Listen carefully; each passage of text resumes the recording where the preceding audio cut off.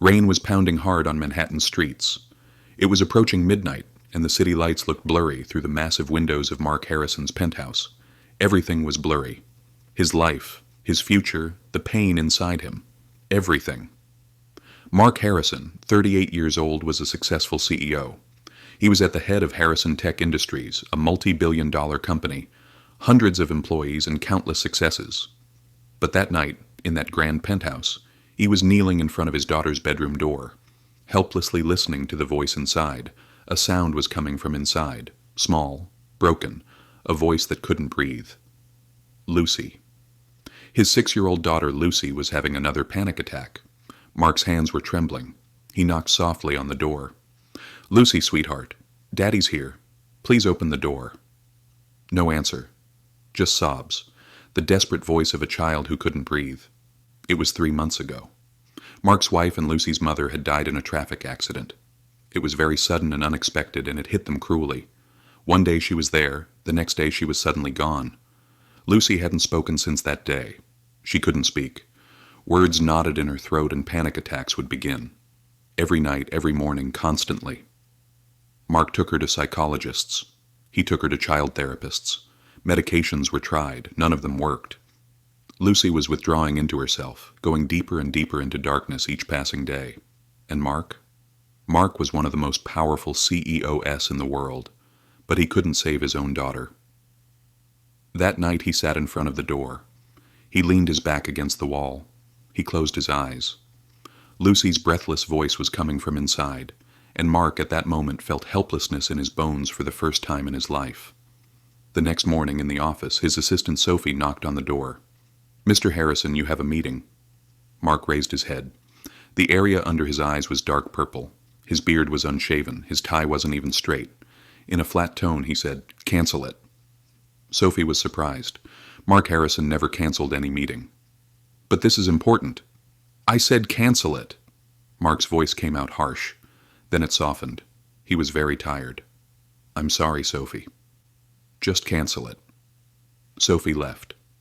Mark sat at his desk. Emails, reports, graphs. None of it mattered.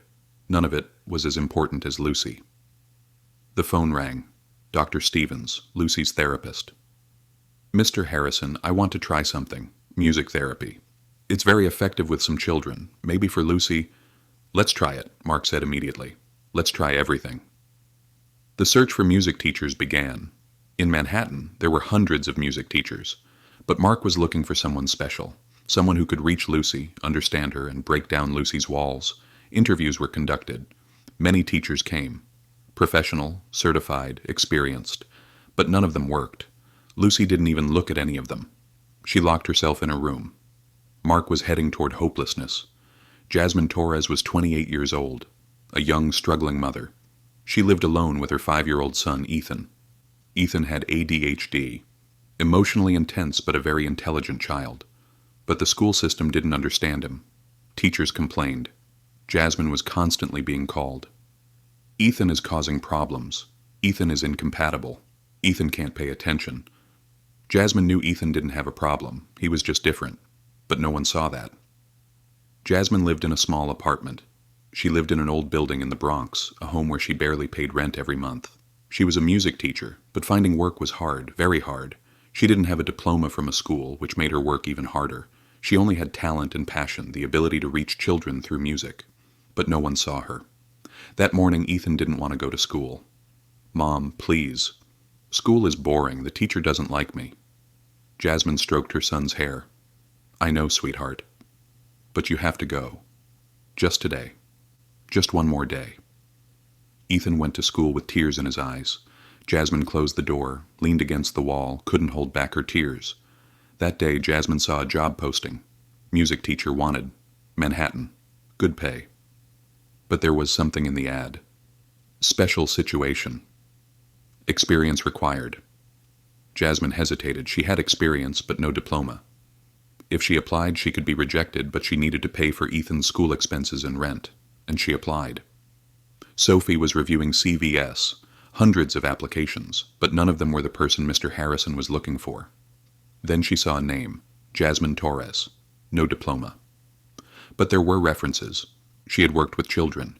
with children requiring special education. She had used music as therapy. Sophie showed it to Mark. "This woman looks different." Mark looked at Jasmin's CV. "She has no diploma, but she has experience.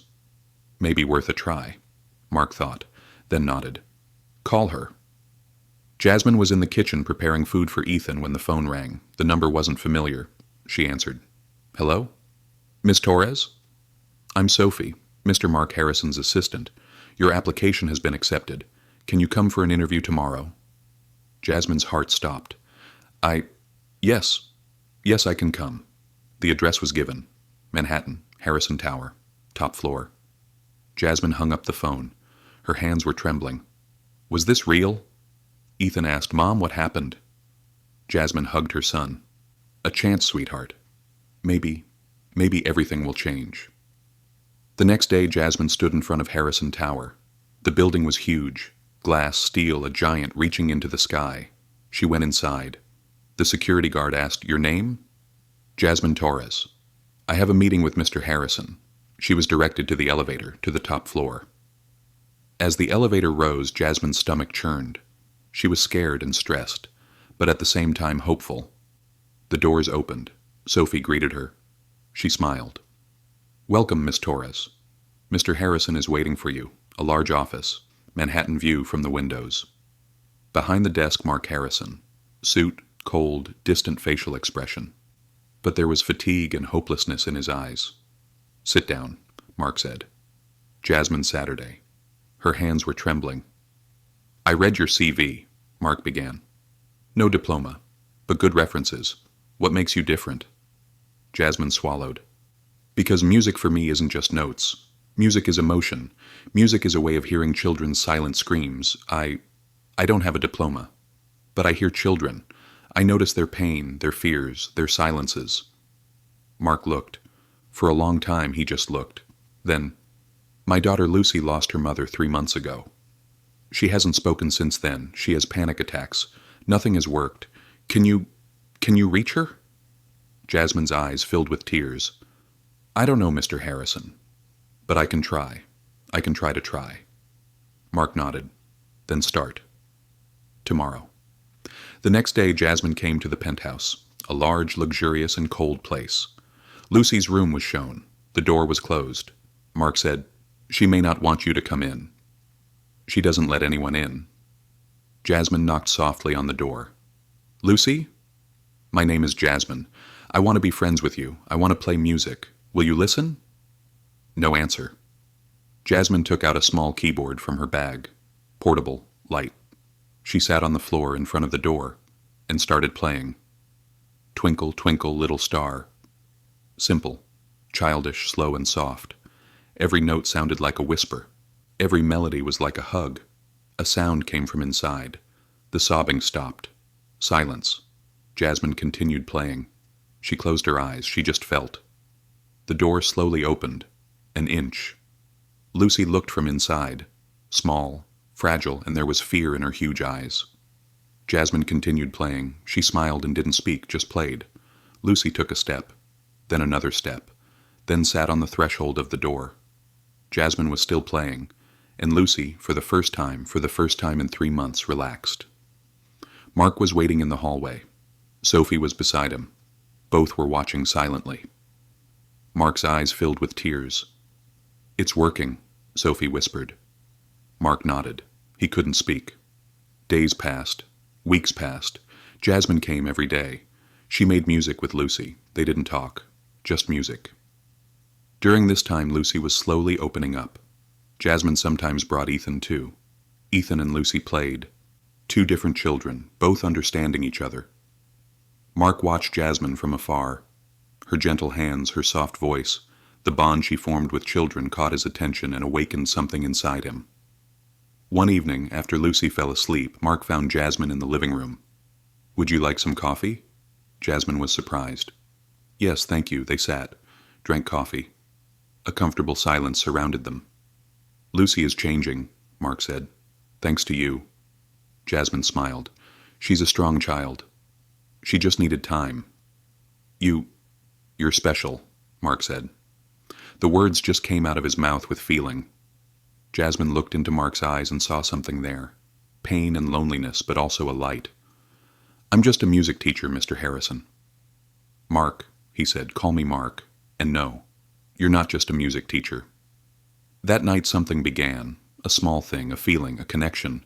But every story has a villain, doesn't it? In every light there must be a shadow, and the shadow in this story was Victoria Ashford. Victoria was 35 years old. She was the marketing director at Harrison Tech Industries, a beautiful, intelligent, successful woman, and Mark Harrison's ex-girlfriend. 2 years ago, their relationship ended at Mark's insistence. Victoria never digested this. She still wanted Mark. She still worked at the company, saw him every day, but couldn't touch him. And now there was a music teacher, Jasmin Torres. Who was this woman? What was she doing in Mark's life? Victoria first saw Jasmin in the hallway. She was having coffee with Mark. They were laughing.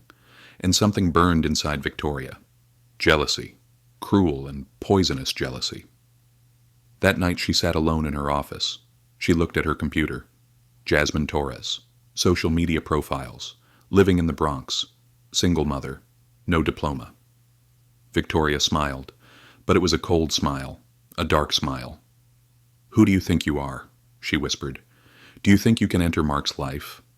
And she began making plans, small, poisonous, and insidious plans. The first sabotage was small. At a meeting with one of Mark's most important clients, Victoria manipulated the files. She entered wrong figures and wrong projections. The meeting was a disaster, and as a result, the client canceled the deal. Mark was furious in his office. "How did this happen?" "Sophie, who prepared these files." Sophie checked. "Your team, sir." But Victoria also made the final edits. Mark called Victoria. "What does this mean, Victoria?" Victoria looked innocent. "I don't know, Mark. I just updated the numbers. Maybe your attention has been elsewhere lately. Maybe you need to focus here now." She had clearly made her implication. Mark's attention was on Jasmin. Mark looked sternly. "Don't interfere with my work, Victoria." Victoria left, but was smiling. She had struck her first blow. The second sabotage was worse. She accessed the company servers and deleted important files. There were backup files, but it took days to recover them. The company was shaken from within. Stock prices fell. Mark was sleepless. Every night he worked until late. Jasmin found him tired at the penthouse. "Mark, you need to rest," she said one evening. Mark looked. The area under his eyes was dark purple. "I can't rest. The company is sinking, and I don't know why." Jasmin put her hand on Mark's hand. "You'll find it. You're a strong man." Mark looked at Jasmin's hand, small, gentle, but strong. If it weren't for you, I couldn't endure." "I'm here," Jasmin said. "I'll always be here." That night Mark and Jasmin kissed for the first time, soft, slow, and full. And Victoria was watching from the security cameras. Jealousy had now turned to anger, and anger to hatred. "I must destroy her," she whispered. "I must completely destroy her." The third sabotage was personal. Victoria started calling Jasmin. The phone rang day and night. At first silent calls, then threats. "Stay away from Mark. You're not good enough for him. You're nothing." Jasmin was scared, but she wasn't telling Mark. Mark was already going through a stressful enough period. She didn't want him to deal with another problem, but Ethan noticed. "Mom, why is your phone constantly ringing? Why are you sad?" Jasmin tried to smile. "Nothing, sweetheart. I'm just tired." But Ethan knew. Children always know and always feel. If you like this story, don't forget to like. Share your thoughts in the comments, because without your support, we can't continue to tell such deep and emotional stories. Subscribe. Turn on notifications. The continuation of the story is coming, and believe me, what you'll see will surprise you very much. The crisis point happened one evening. Mark stayed at the office until very late. When he returned home, Jasmin was waiting in the living room, but there was a different expression on her face, fear and hesitation. "Mark, we need to talk." Mark put down his bag and said, "What happened?" Jasmin couldn't hold back her tears. I'm ruining your life. The company is sinking. Everything is because of me. Maybe we should break up." Mark froze. "What are you saying?" Before I met you, everything was fine, but now everything is going wrong. I, I've become a burden to you, a burden to Lucy. Maybe, Mark said in a harsh tone, stop, then softened. He came to Jasmin, held her hands. Stop. Never talk like that again. You're the best thing in this family. Lucy is healing because of you. I'm living because of you. The company is just a company. But you're my everything. But, no buts, Mark said. I love you, Jasmin, do you hear me? I love you, and never will I let you leave. Jasmin was crying, but these were tears of happiness. But Victoria's plan wasn't finished yet. The final blow would be the worst. Victoria infiltrated the company's IT system. She had worked at the company for years. She had access. She knew the passwords, and now she would destroy everything. She ruthlessly deleted important customer data. She eliminated contracts. The company was completely paralyzed and drifting toward disaster. When Mark came to the office the next morning, there was chaos. Employees were panicking, customers were calling, stock prices were crashing. "What's going on?" Mark shouted. Sophie brought papers. "Sir, the entire system has crashed. Data has been lost. Someone has sabotaged it." Mark's face turned white. "Who?" "We don't know. But the IT team is investigating. The IT team worked day and night. It took days. But finally they found a trace. Access logs, Victoria Ashford." When Mark looked at the reports, he couldn't believe it. "Victoria?" Sophie nodded. "Yes, sir. All the sabotage is coming from her. Client files, server attack, everything." Mark was trembling with anger. "Call her. Immediately." When Victoria came to the office, she was confident and walking with her head held high, but when she saw Mark's face, she understood. Everything had been revealed. "Why?" Mark asked. His voice was hoarse, but his anger was felt in every word. "Why, Victoria?" Victoria smiled, but it was a bitter smile. "Because you were mine. You were always mine. And that woman, she's nothing. She doesn't deserve you."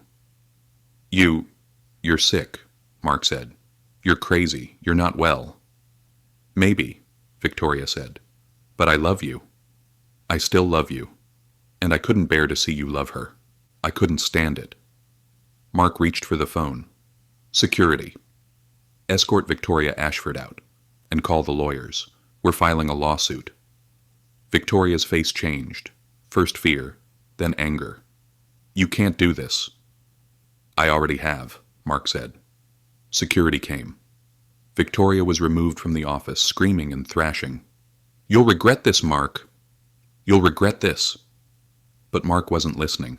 Victoria was gone, and Mark, for the first time, felt relieved. That evening, when he came home, Jasmin and Lucy were waiting. Ethan was there too. 4 people, a small family. Mark hugged Jasmin. "It's over," he said. "Everything's over. We caught Victoria. We're safe now." Jasmin was crying. "Really?" "Really," Mark said. Then he stepped back, looked into Jasmin's eyes. "I want to ask you something." He took out a small box from his pocket, opened it. Inside was a ring. Simple, but beautiful. "Jasmin Torres, will you marry me?" Lucy, beside them, screamed. "Say yes, Mommy Jasmin. Say yes." Ethan asked, "What's happening?" Jasmin was laughing and crying at the same time. "Yes," she said. "Yes, Mark. I'll marry you." Mark put on the ring. Then the 4 of them hugged. A family. A complete family. The court process lasted months. Victoria Ashford was tried for sabotage. The evidence was clear. Digital traces, security cameras, everything was there. Victoria was found guilty. She was given a prison sentence. Mark was there at the hearing. Victoria looked one last time. In her eyes wasn't hatred, but regret. "I'm sorry," she said, but it was too late. The company recovered. Customers returned. Stock prices rose. Harrison Tech Industries became stronger than before. But for Mark, the most important victory was elsewhere. 6 months later, a small wedding. In the garden, a flower-decorated arch. Few guests. Just family, close friends. Lucy was the flower girl. She was wearing a white dress. She was smiling. She was talking. Yes, Lucy was talking now. Her first word had been Mom. She had said it to Jasmin. Ethan was the ring bearer. He still had ADHD, but now he was understood. He was loved. Jasmin wore a simple white dress. She looked perfect. Mark was waiting in his suit, relaxed and peaceful. Vows were made. I love you, Mark said. I love you, Jasmin said. They kissed. Applause. Laughter. And a family was born. Mark, Jasmin, Lucy, Ethan. 4 people. From different backgrounds, from different pains, but together, complete. 1 year later, in the same garden, Lucy and Ethan were playing. Jasmin was pregnant. Mark was watching his wife. Are you happy? Jasmin asked. Mark smiled. Very happy. For the first time, I'm truly happy. Me too, Jasmin said. Evening came. The sun was setting. The sky was orange, red, purple. Beautiful. Lucy came running. Dad! Mommy Jasmin! Look what I found. In her hand was a flower. Small, yellow, delicate. Mark picked up his daughter. Very beautiful, sweetheart. Lucy gave the flower to Jasmin. For you. Because I love you. Jasmin's eyes filled with tears. I love you too, Lucy. Ethan came beside them. I'll bring you flowers too. Wait. And he ran away. Mark looked at Jasmin. You know, a year ago, I remember that night. The night I sat in front of Lucy's door. The night I was afraid of how I was losing her, and look now. We're here, together, happy. Jasmin leaned her head on Mark's shoulder. Sometimes life is strange, isn't it? In its darkest moment, light comes from the most unexpected place. You're my light, Mark said. You and these children. Yes, this story isn't just a love story. This story is also a lesson. Victoria Ashford. Do you remember how jealousy, hatred, and anger destroyed her? Victoria was in prison, in a small cell, alone. Every day she watched outside from the window, free people, happy people, and the regret inside her grew a little more each day. That night everyone was together at home. Lucy and Ethan were watching television. Jasmin was cooking in the kitchen. Mark was helping. You know, Jasmin said, sometimes I think, if I hadn't applied that day, if I'd given in to fear, where would I be now? Mark hugged Jasmin's waist. But you applied. You didn't give in to fear, and now you're here. You're with us. Dinner was ready. Mark said a prayer, simple but sincere. Thanks be. For this family, for this love, for this life. We all came here from different paths, but now we're together. And this is more valuable than anything. Amen, they all said together. Dinner was eaten, laughter was shared, stories were told. And at that moment, at that small table, in that small family, there was perfect happiness. A happiness money couldn't buy, power couldn't bring.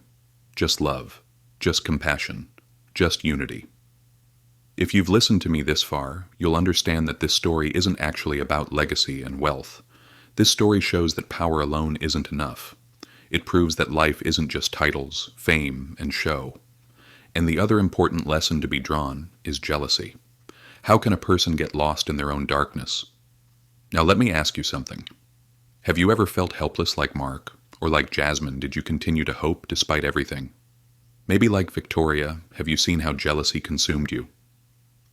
5 years later, the Harrison family had grown. Jasmin and Mark now had another baby, little Sarah.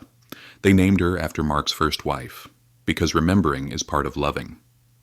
Lucy was 11 years old. She was playing piano. She played wonderfully. She went to concerts, won awards. But most importantly, she was happy. Ethan was 10 years old. He still had ADHD. But he was studying at a special school, was understood, was supported. He loved painting. He had magnificent paintings. Jasmin was no longer just a music teacher. She had opened a music school. She gave free lessons to children requiring special education. She was living her dreams. Mark was still CEO. But now a different CEO. Work wasn't just about money. Work was about touching people. The company was full of social responsibility projects. Victoria Ashford got out of prison. She was a different woman. Her hair was short. There was no makeup on her face, but in her eyes there was a clarity. She moved to a small apartment, found a job, a simple job, waitressing at a cafe, but an honest job. One day she saw Mark and Jasmin on the street, from afar. They were with their children. They were laughing. Victoria stopped. There was no longer jealousy inside her, just sadness and acceptance. She continued walking, toward her own life, toward a new beginning, because sometimes you need to lose, to be reborn. Sometimes you need to fall into darkness, to understand the value of light. And Victoria had finally understood. Love is not possession. Love is letting go. Love is being able to wish for their happiness, even if it's not with you, even if it's with someone else. Maybe one day Victoria would find her own happiness too. She would find her own love. But now she was just living. One day, one step, one breath. And that was also a kind of victory. If you've come this far with me, don't forget to subscribe to our channel and support us. Like the video and share your feelings with us in the comments. I'm really curious. Maybe you've also encountered someone like Victoria. Thank you so much for listening this far.